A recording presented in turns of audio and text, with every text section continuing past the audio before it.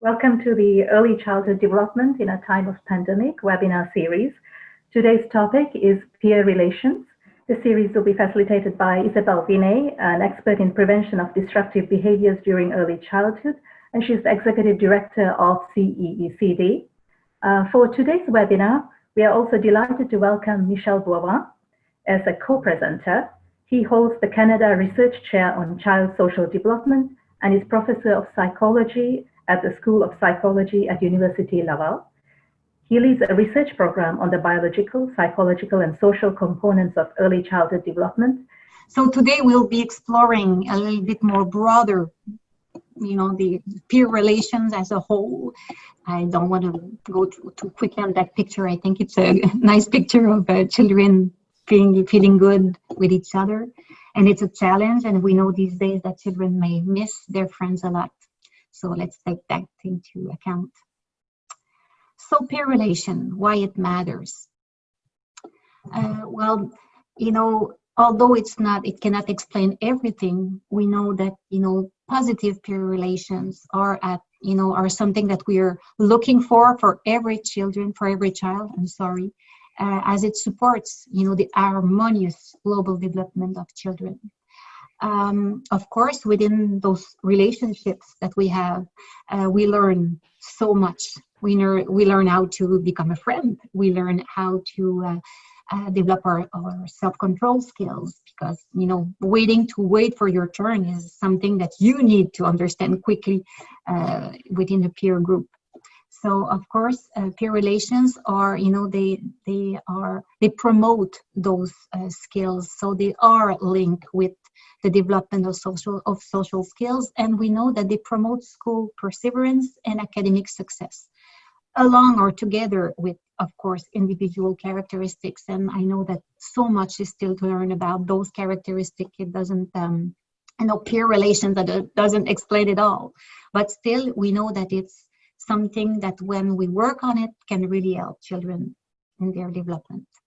The earlier it seems that we support positive peer relationship, well, the more likely we think there's something about social acceptance that will be taking in place slowly during the preschool years and primary school years also. And this is, social acceptance is so important because, at the opposite end of a spectrum, there's peer rejection that I'm going to be addressing today. Peer rejection is something that we know we can work on when we see it in terms of preventing problems to add on. But we know that, within a group of peer and within those specific relationship and friendships, we can promote social acceptance. So social skills, of course, if you were there last week, you know that we've been talking a little bit more about, prosocial behavior. And we discussed that prosocial behaviors are one kind of social skills. That social skills, it's a whole series of different behaviors that we want to address. And those related to the social emotional development of children may be divided in those four categories. So the three pale blue ones that we addressed, along our seminars, through our seminars, we know that that emotional competence is part of those skills that we want to support very early on. So we've discussed the importance of understanding emotion for children and helping them to recognize those signs of the emotions in themselves with the facial features and the physical signs of it, but also in others. We know that it's linked to empathy, understanding the emotions of others, expressing it, having the right to, and also regulating, those behaviors and learning how to calm down when we're angry or sad.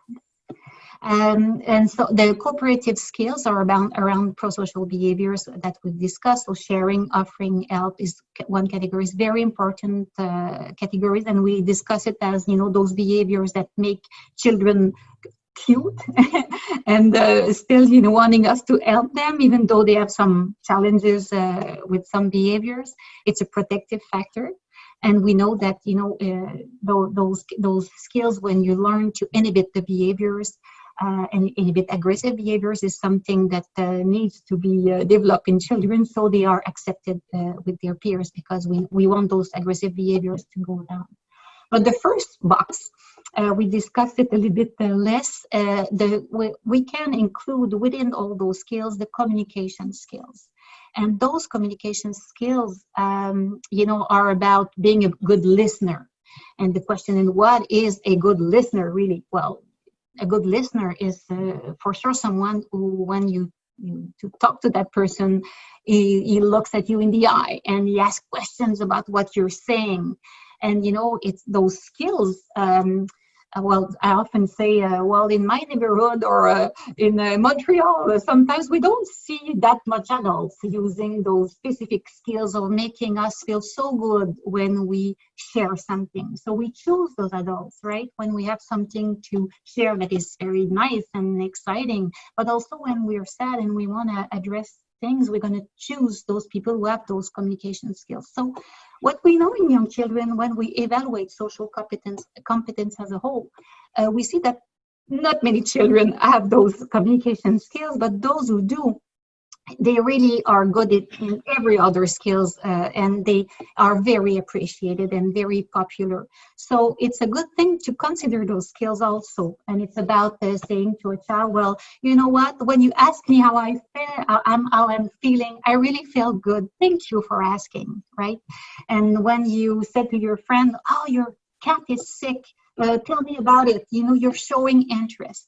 And so we know that we can teach those skills to children, and they will learn it, even if it's not that natural for them, because some children, we know it's more natural and they're not very big in numbers, but we can still work on those skills with young children.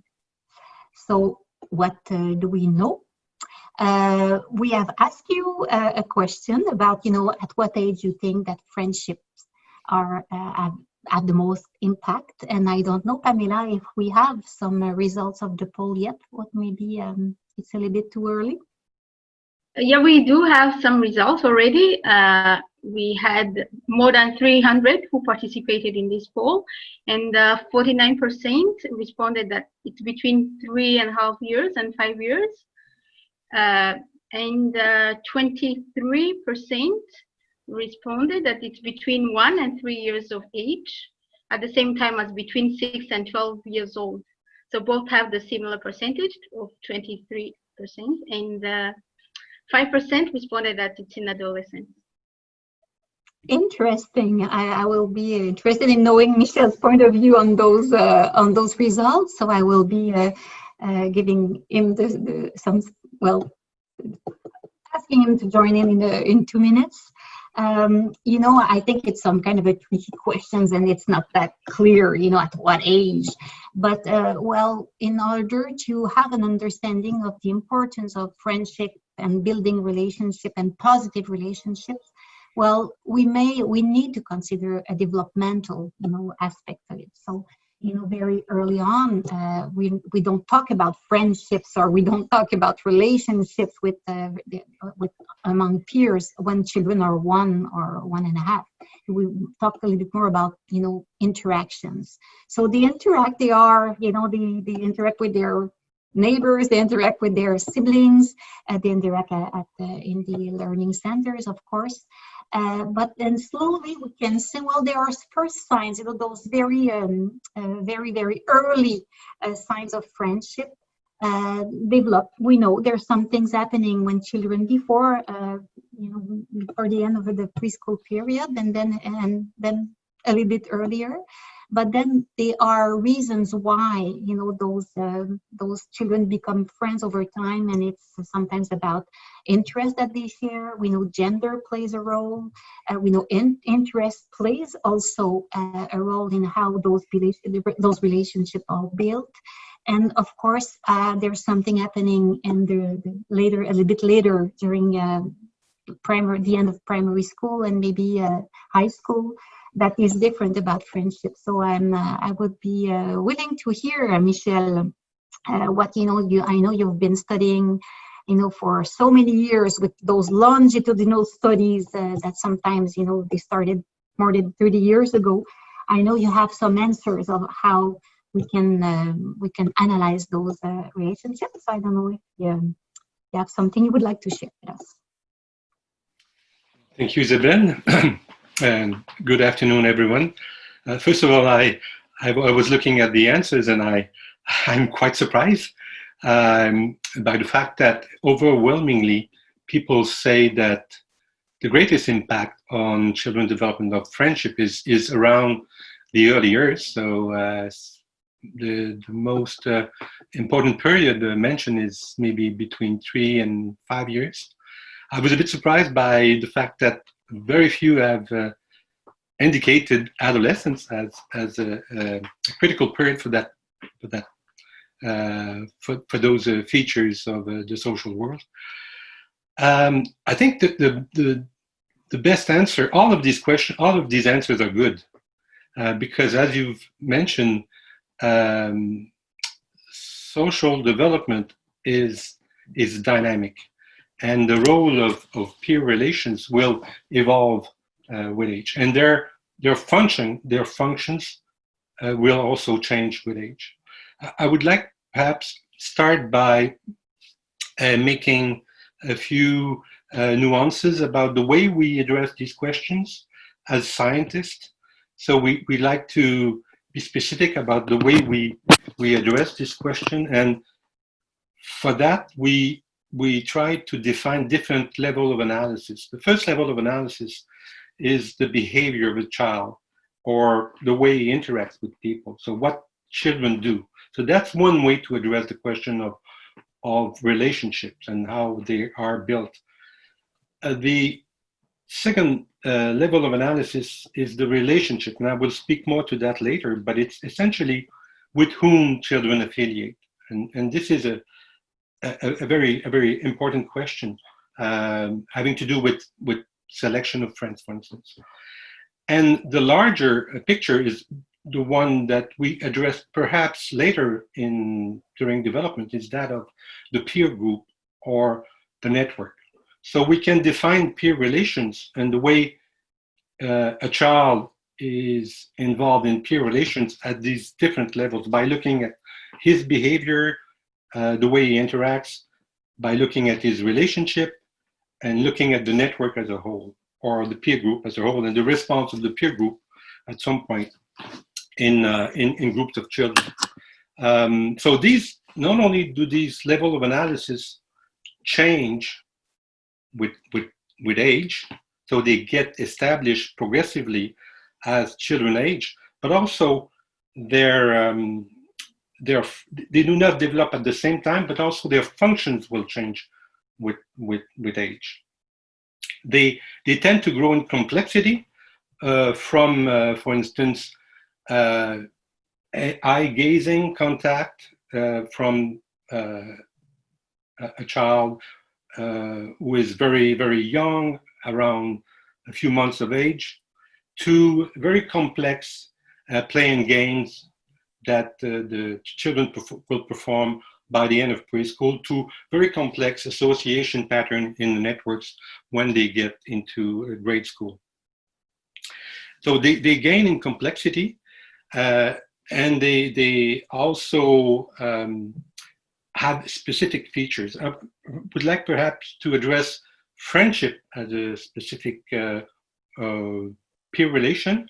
The specific feature of a friendship is different than the other features that I've mentioned. Essentially, friendship among peers is defined as a relation among equals. It's important to take note of that, because this is how peer relation differs from, say, parent-child relation. It's a different type of relationship that is, in principle, based on equals. So that makes it very unique in terms of the potential to contribute to development.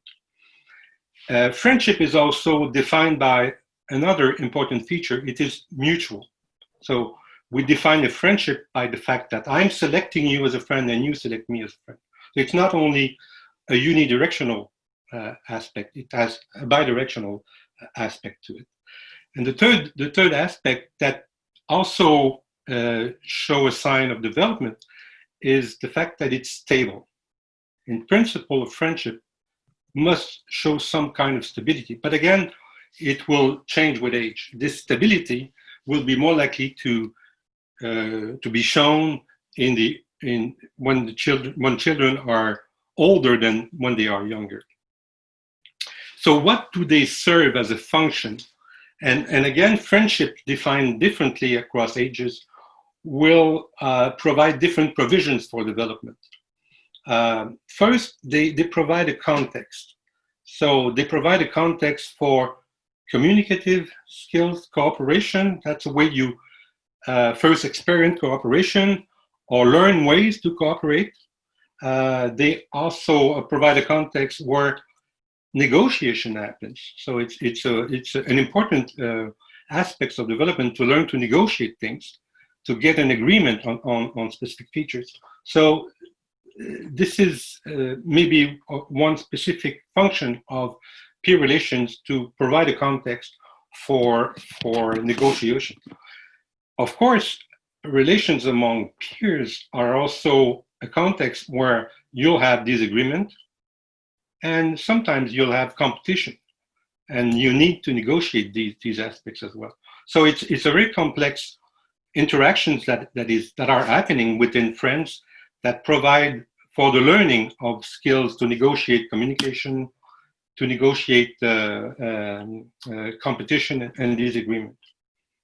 In the early years, it is agreed that peer relations and friendship provide mainly for companionship. So it's a way to get people to play with you. So it's a context where companionship allows for to play more complex games and activities.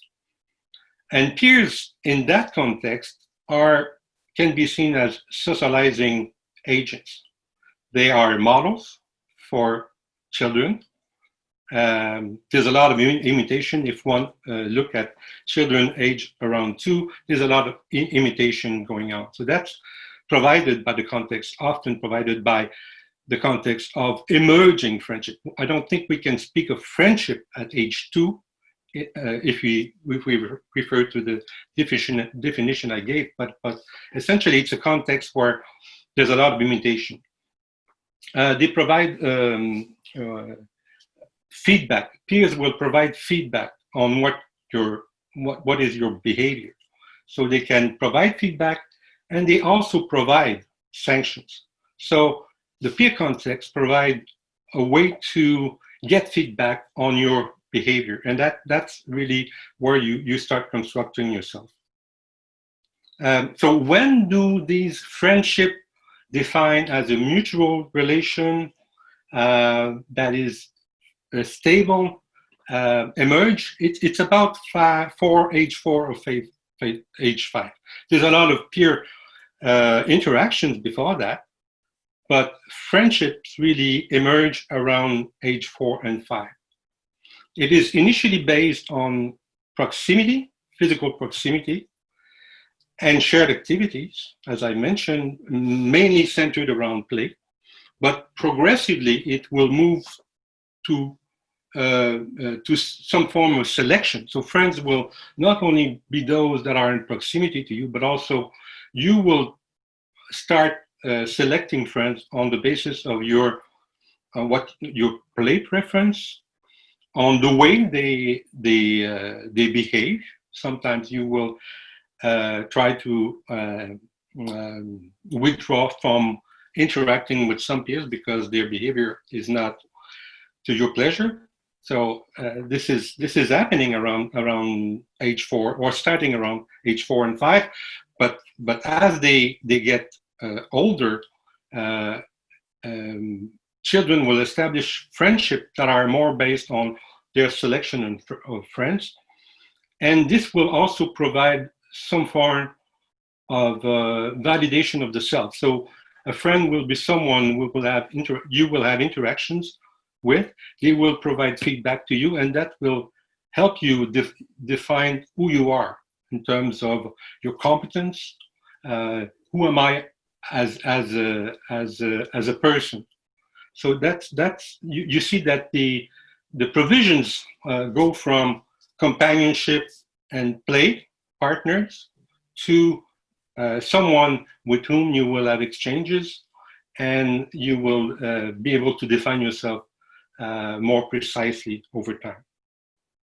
And finally, friends also, when you get to later pre-adolescence, adolescence, would also feel the need for acceptance. So it becomes very important during mid childhood to adolescence to be accepted by a group, providing a sense of validity. And so that's another function that, again, is developing over time. So the answer to the question, at what age do children matter more, I think it's a developmental answer that we need to provide. It's important from very early on to certainly at least up to adolescence. Thank you, Michel. And you're talking about the acceptance, right? Social acceptance that has an impact. So if we pursue on this and go, at the other end of peer acceptance is peer rejection.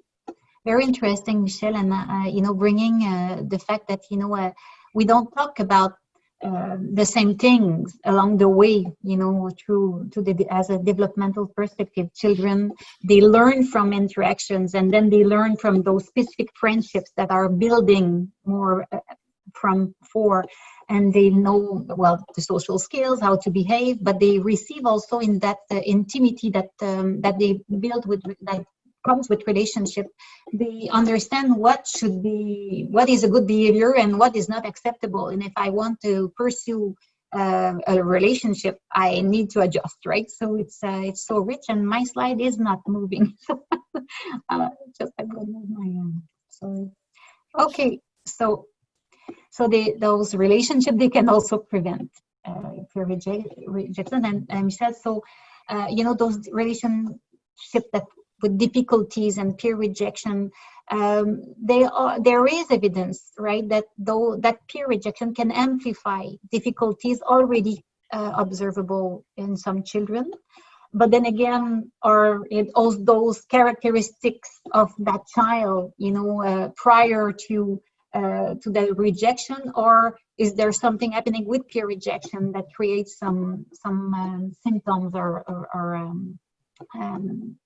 distress in young children? Because one thing, and this is where I want you to feel free to pitch in. What we see, and surely we need to be careful about causal effect, but peer rejection, when it sets in, it can contribute to the emergence of distress for some children. It may contribute to loss of motivation for the learning activities, play being one of them, and of course the most powerful activity in the young children. And there's a tendency to gather, right, to be involved with the children with the same difficulties. So we can see that. And I know your studies have shown some association between peer rejection and a loss of motivation, the fact that children tend to become partners and play with the same difficulties they seem to gather. And this is something I think good for them, because they feel that the group is accepting them, but it may be it may be something that maybe worsens some difficulties. And if we are part of a group that we feel we're strong together, but it's not the main group or the main network, the principal network, it may become a problem, right, in terms of children gathering together and not wanting to comply to some rules, the social rules. Well, I think you're addressing two different types of difficulties, one of which is what you call peer rejection. And then you can define it in different ways. We speak of peer victimization. So I would make a difference between peer rejection and these are two obviously related constructs, but peer rejection is really the feeling that the group entertains toward you. So you can be popular, or you can be kind of rejected by the majority of the group, and so it's more a feeling that people entertain toward you. Whereas peer victimization is really the actual behavior. These two are related, but we see those conditions or situations happening very early in development, quite earlier than I would have expected. So we have. At what age you say? Yeah. Sorry? At what age do you see some peer rejection? Well, we start, if you ask mothers to mention or evaluate whether their children are having peer difficulties in general, based on their judgment, we can say that starting at age 4, maybe even earlier than that, you will have kids who, by and large, are somewhat rejected or even victimized by the peer group. Now, I use the term victimization, but it's more because it's connotated. Victimization is a vulnerable child being picked upon, whereas it's more a child who's having difficulties, where the difficulties are the group reacting negatively toward him or her. It doesn't mean that it's victimization per se, but it's happening very early, around age 4, I would say. And of course, it's well documented in grade school. Some kids are rejected, some kids are victimized, and there's a variety of reasons for that. Some of these reasons have to do with the child characteristics, the way he or she behaves, and of course there are other types of conditions, like it's more likely in some schools children are more likely to be rejected and victimized because those kinds of behaviors are maybe more tolerated than others. So there's a climate factor in that. But by and large, when you look at the determinants, it's the child characteristics that are more associated, more likely to predict to his or her being rejected and victimized. And that starts very early. And the main determinant is, I mean, it's been amply documented that being aggressive, being overreactive and aggressive tend to bring rejection and tend to bring victimization. And it starts very early. But of course, it's very simple to say it's only the child's fault. It's not the child's fault. It's child being vulnerable because he has self-control problem, and that makes it more likely, and more likely not necessarily him being the victim of others' aggression. So it's a reaction of the peer group to his or her way of acting. Now, if you move a bit further down the line in terms of development, you'll have another group of kids who will, but that's not happening in preschool. That's happening in late grade school, like in late childhood, early adolescence. There will be a small group of kids who will tend to show withdrawal patterns. They tend to be shy and withdrawn, to prefer to be alone. And this group of kids, some of them will also become more rejected and more victimized. But that's happening maybe in late primary school. So Michel, would you say that in order to act early on this and prevent peer rejection or act on it, we have to work to support children individually, right? On Absolutely, the child level, because the behavior that I've mentioned, we've documented that aggression early, so as early as 18 months. So child who is being aggressive at age 2 will tend to be rejected and victimized later on. So it starts very early. There's a combination of factors. Actually, there are 2. So it's not a simple equation, only the child's characteristics, but also family characteristics, including low income and having been exposed to harsh reactive parenting that predicts over and above the child being aggressive, that predicts to these difficulties later on. So it starts very early, and it speaks to the importance of starting intervention very early to prevent these things from happening. And starting by supporting parents and families. Thank you, Michel. Thank you so much. And so I hope it's aligned with with your thought, Michel, but what can be done? So in terms very concretely, in our households, but of course within our centers, is to teach really social skills, and then to use the whole group, to work as a strength to support maybe one specific child. Sometimes we implement some social skills training program, and we know that the school or the center has one child or two in mind, but the way we work, right, we want to make sure that we support that child, but we work within the group, right, and teaching all the skills. And so there's something about being the sentiments of the sense of group that is very important.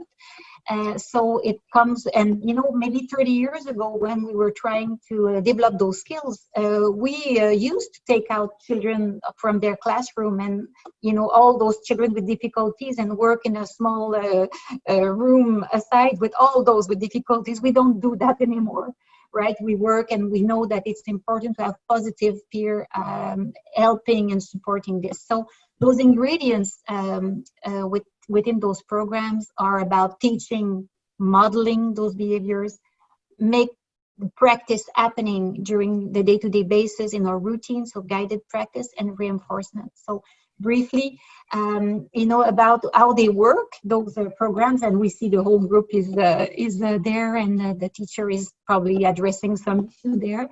But it's a good thing to take a quiet time and make time to have those discussions, use stories, use puppet to illustrate really what our expectation of that behavior, what it means to be sharing, and why do we want this in our group. And so the modeling part is something that, comes when like a discussion happening, and that discussion is about addressing issues that children find important, that are related to their reality. So we can use, of course, stories where there are emotional. We've discussed it earlier, but, to really model, to make a clear picture of what is expected. So this is to be considered. We need a time to illustrate this, to put it on the wall, to have poster, to be very clear about our expectations. The first ingredient in those programs is modeling, and it's for the whole group. Then it's to be using, of course, practice, but to be, it's a graduated support, we call. So, in that picture, we see that, the adult is very involved because that child learning to walk is, needs a lot of support.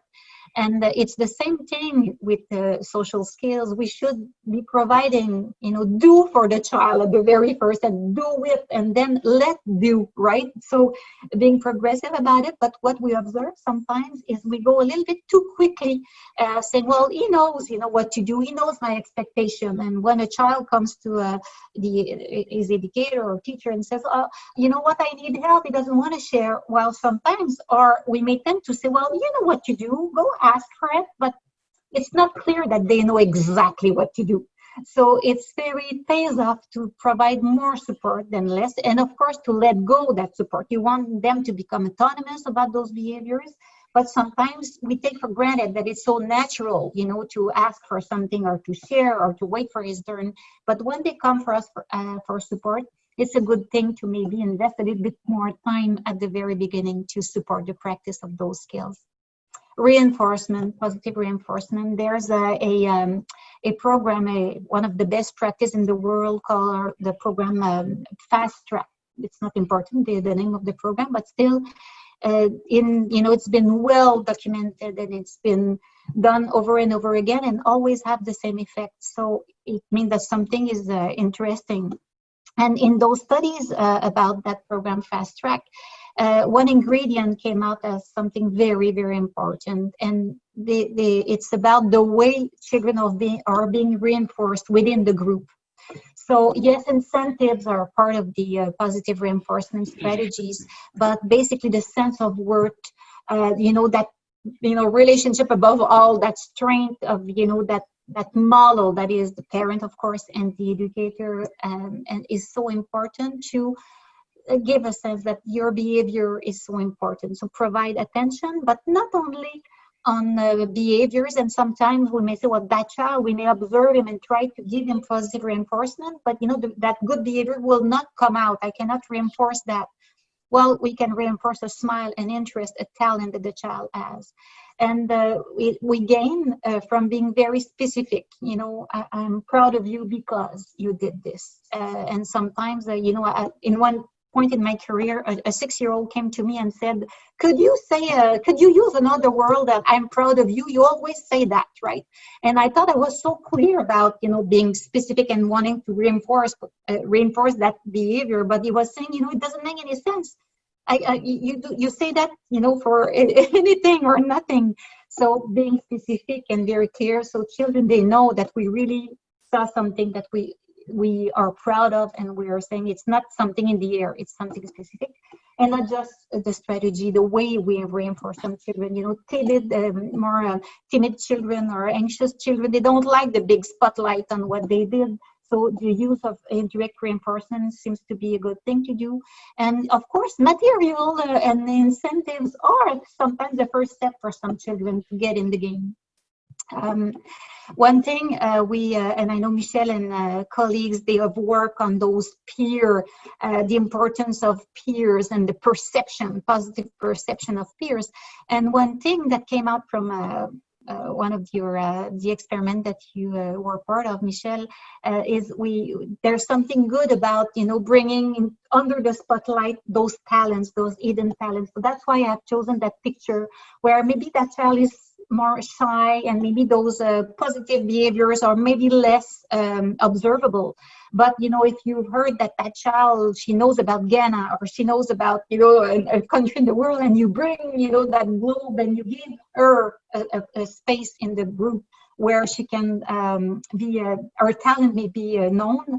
Well, we work on the positive perception of peers, and that's why and Michel, you were saying the group is so important. So sometimes it's not as much the behavior we can address and say, well, we're proud. Sometimes we need to go a little bit further and bring those things interesting. Remember, our goal here is to make sure that every child is being seen as an interesting partner. I think the group is important because, if I may interject, because it's at some point the child who is being rejected and being victimized, given its some behaviors, aggressive behaviors, or hyperactive, or lack of self-control, it will develop a negative reputation that works against him being somewhat rehabilitated within the group. So having the peers involved is a really, really important part of the intervention to break this negative cycle. And so peer pairing, right? And you addressed that with me a few days ago, the importance of having one friend. We're not looking at numbers and many, many friends for every child to at least develop something. And you were talking about friendship and all that's learned within that special relationship. So it is a good thing. And it has been documented that when you peer one prosocial child, a child having more prosocial behaviors and maybe an at-risk child together, there's something about they learn in that proximity, and they, that both of them, they learn what to do and what not to do to stay in that relationship.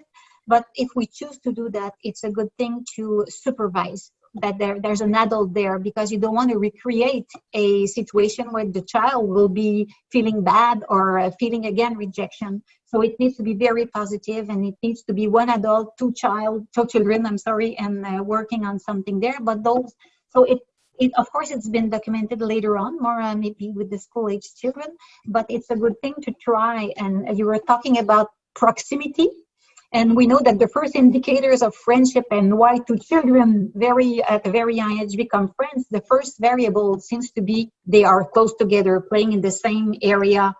So we can sometimes trick things and maybe add another child there. So if we want to match more different kids together in terms of the good influence coming. So I guess this is it for Michel and myself. Back to you, Zindu. Well, thank you so much, Isabelle and Michel. It's such an interesting topic and so much great discussion. We have a few minutes left for our discussion. There are some interesting comments and questions in the chat box as well. I'm going to ask Kelly Stone, our CEO from Families Canada, to open the discussion with a question or comment. Kelly? Sure, thanks. Thanks, Zindu. And again, thanks everyone for coming today. These are such interesting discussions, and I really appreciate Isabelle and Michel being our hosts today. Michel, you talked about relationships and how they build over time and how important they are in terms of support for healthy development. What about where there is ongoing conflict with siblings? How does that affect child development? Yes. Sibling is a quite unique type of relationship. I would not equate it to peers, not necessarily so, because they can take different forms. What's typical of a sibling is that there may be an age difference. So that changes a lot the relation if there's a large or narrow age difference. Perhaps if the age difference is narrow, then we can think in terms of peers, but a very special peer in the sense that it's not a peer that you selected, right? It's someone, it's a given, it's part of the family. So you don't select that person, it's your brother and sister. So that makes it very unique. It's also a long-term relation, right? And so that's quite a unique feature. You're stuck with your brothers, and for better and worse, with your brothers, your brother and your sister. So you cannot just walk away because the relation is getting sour, for instance. So that makes it very unique, and also what makes it very unique, especially in those times of confinement, is the fact that siblings are part of the family system. So what happens among siblings will also likely affect the family as a whole.